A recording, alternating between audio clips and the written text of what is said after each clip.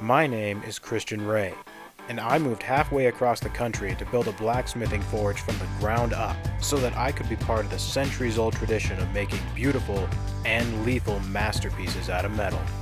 It hasn't been easy, but here we are. This is Ronin Blades. Hello viewers, welcome back to Ronin Blades. I'm afraid today we start off with some sad news. I have been working on this farrier's rasp Gladius from my friend who donated farrier's rasps to me. But my friend has very suddenly and very unfortunately passed away. So I'm going to be completing our Gladius and donating it to whoever or wherever will best honor my friend's memory. I'm going to be a little sad working on this, but I'm going to make sure it's absolutely perfect because that's what he deserves. Let's get to work.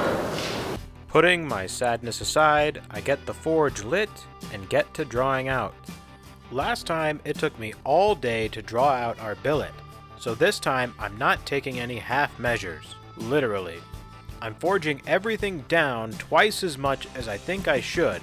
That will make drawing out twice as fast, but it also means I have to be careful not to go too thin. Soon, it all pays off, and I get our piece drawn out in half the time. I can now move on to shaping our billet into a sword.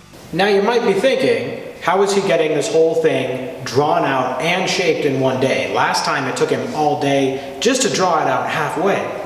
Well, you're right. But last time, our billet had a lot of centralized mass. That means the entire mass of the billet was within just a couple inches. As I draw it out, the mass spreads over more inches each time. Therefore, each time I draw out, it becomes easier to draw out again. It's science.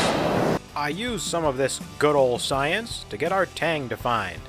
After a few hits, I have a nice narrow tang that'll serve well for our handle and as a nice piece to hold onto while I continue to forge. A typical Gladius is about 1.5 to 3 inches wide.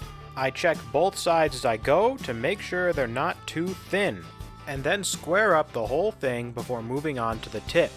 Gladiuses tend to have a very aggressive tip, so I start the taper from nearly 1/5 of the way back, and soon I have a tip for piercing my fellow gladiators.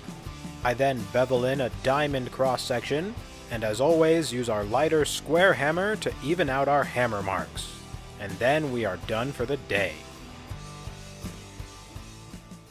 And there you have it. The rough forging completed on our farrier's rasp Gladius. And it looks great. It met all the measurements. It's going to look nice and sleek once we're done with it. I think my friend would be proud. Next time, pre-grinding, profiling, and heat treatment. I'll see you then.